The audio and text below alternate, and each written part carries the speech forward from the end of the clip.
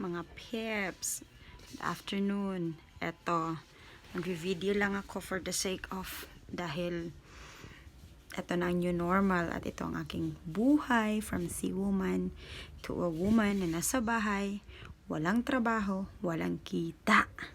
So, let's try to be resourceful and be busy.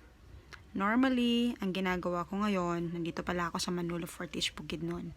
Ang ginagawa ko ngayon as si woman into a woman who's in the house is nangahalongkat ako ng mga gamit.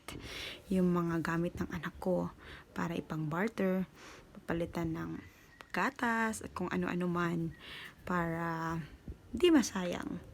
So, siguro, I'm just trying to do this video para magkaroon din ng idea yung mga nanay na walang ginagawa sa buhay. Marami tayong dapat gawin kung wala na tayong trabaho. So, I'm gonna update you every day what it will be. Hopefully, you will subscribe and like these videos para magkaroon naman tayo ng magandang buhay habang tayo namumuhay na walang trabaho. Good luck and God bless everyone. Bye.